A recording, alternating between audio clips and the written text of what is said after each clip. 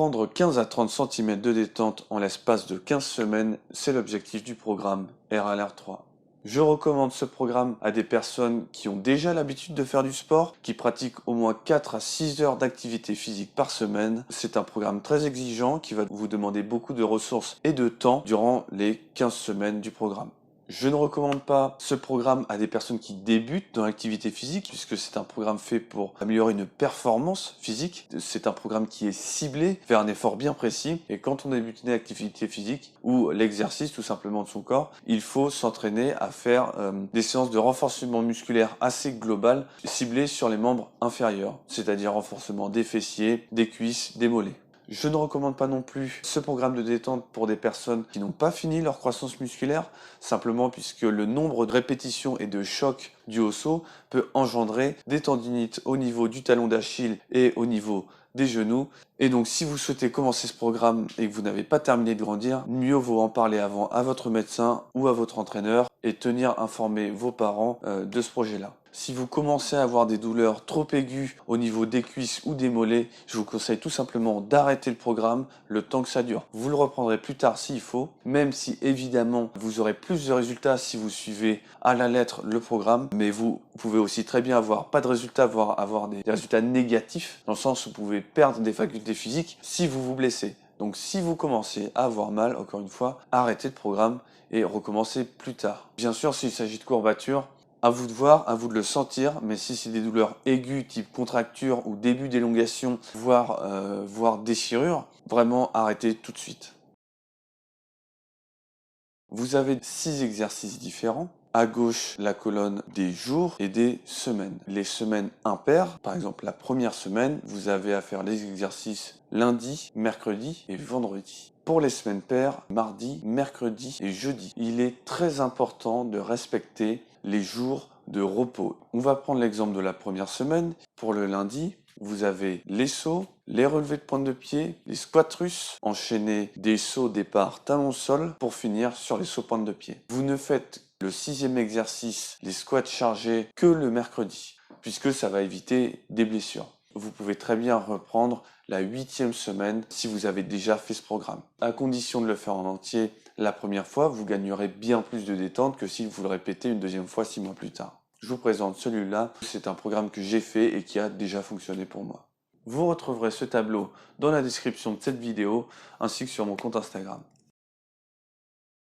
Le premier exercice est un saut simple, départ pied au sol ici, et je viens fléchir mes genoux et chercher à sauter ici 15 à 30 cm au-dessus du sol, en me servant des bras si j'en ai besoin, et voilà, tout simplement. Ici, je viens vraiment solliciter mes quadriceps et mes mollets. Deuxième exercice, les relevés pointe de pied. Je viens m'aider d'un step. Si vous n'avez pas de step, le meilleur moyen, c'est une marche d'escalier. Si vous n'avez pas d'escalier, vous pouvez vous servir de supports stables et plats, typiquement des livres ou des planches. Vous les empilez de manière à ce que votre talon ne touche plus le sol et que vous ayez la pointe des pieds sur le support. Vous vous équilibrez, vous pouvez vous aider d'un mur.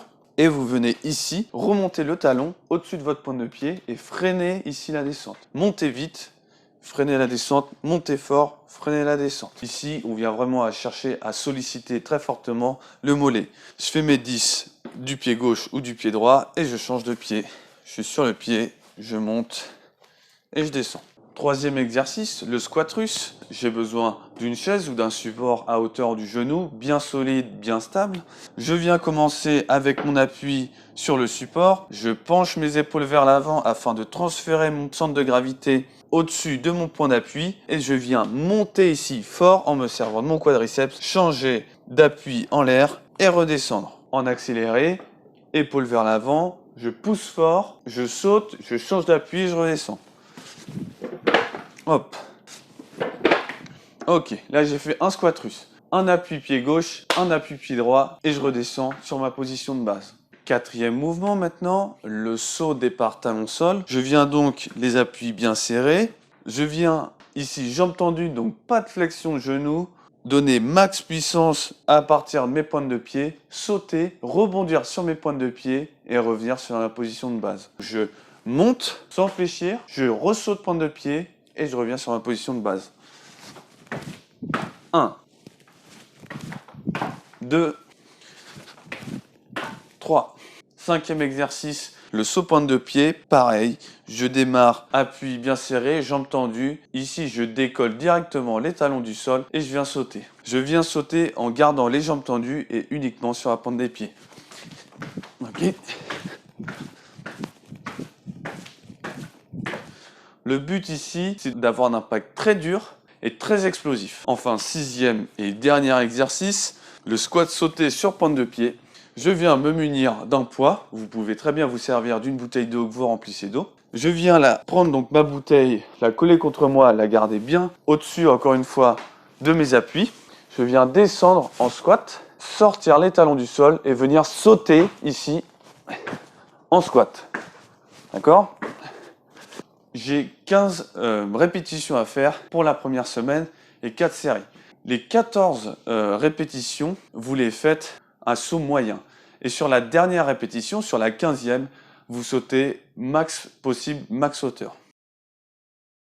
Vous avez des séries et des répétitions. Entre chaque série, j'attends 1 minute 30. Au début, ça va être très facile, vous allez voir, mais au fur et à mesure que les semaines passent, ce sera plus compliqué. Alors pourquoi j'attends 1 minute 30? Pour recharger mon stock d'ATP, c'est-à-dire permettre à l'énergie qui me permet d'avoir un effort explosif de se restaurer. Une fois que j'ai fini mes séries, quand je passe à un autre mouvement, je ne fais pas de pause. J'enchaîne directement. On va prendre l'exemple des 2 premiers exercices. On voit qu'on a effectué 2 séries de 20 sauts. Je fais donc mes 20 sauts. J'attends 1 minute 30. Je refais mes 20 sauts et j'enchaîne cette fois sans pause sur les relevés de pointe de pied. Ça y est, j'ai fini mon échauffement. Je vais commencer donc par mes 20 sauts. Je me mets dans cette position squat et je viens chercher ici 20 sauts.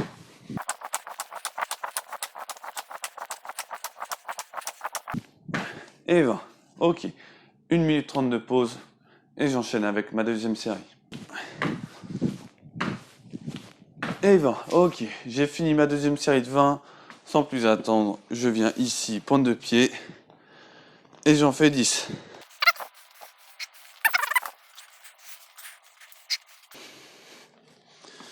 Et 10. Ok. 1 minute 30. Et je repars pour ma deuxième série. J'enchaîne directement sur les squats russes. Allez. 1.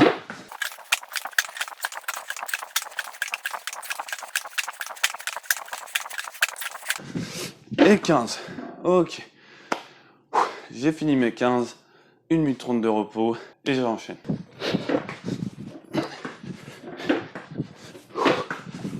Ok. J'ai fini. J'enchaîne directement sur les sauts départ talon sol. Allez. 15.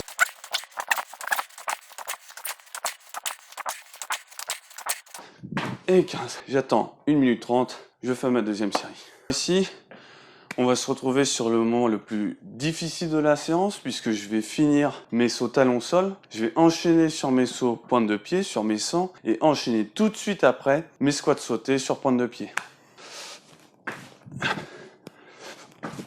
Ok. J'ai fait mes 2 séries de 15. J'enchaîne directement sur pointe de pied.